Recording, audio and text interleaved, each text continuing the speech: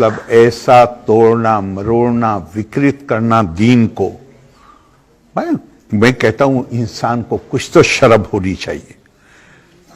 एक और कुरान ने इसकी भविष्यवाणी की।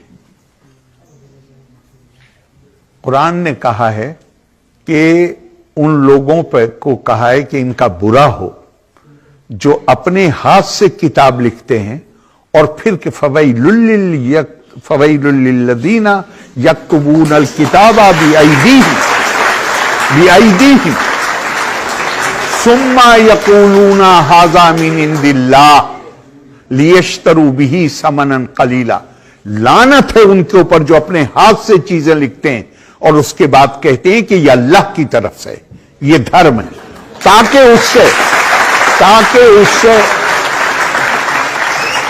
ताकि उससे लियश्तरू बिही समनन कलीला, ताकि उससे दुनियावी फायदे उठा सके।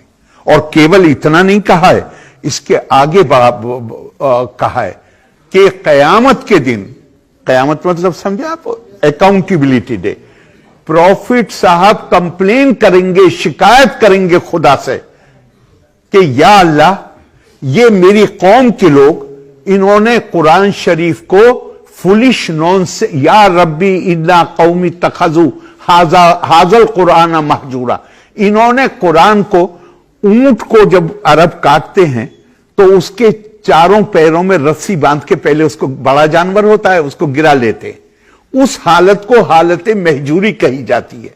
कुरान बता रहा है कि कयामत के दिन प्रॉफिट साहब अल्लाह से शिकायत करेंगे, मेरे लोगों ने, किसी और ने नहीं, जो मुझसे वफादारी का दम भरते थे,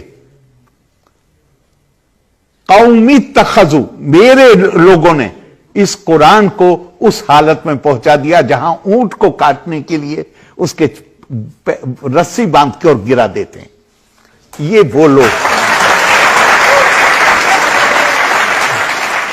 इसे गौर से सुनिएगा।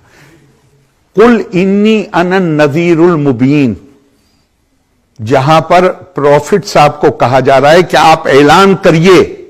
क्या ऐलान करिए? मैं सिर्फ तुम्हें आगाह करने आया हूं, तुम्हें वार्निंग देने आया हूं उस सजा की। कुल इन्नी अनन नज़ीरुल मुबीन कमा अंजलना अलल मुक्तसिमीन, वो सजा उनको मिलती है जो लोगों का बंटवारा करते हैं।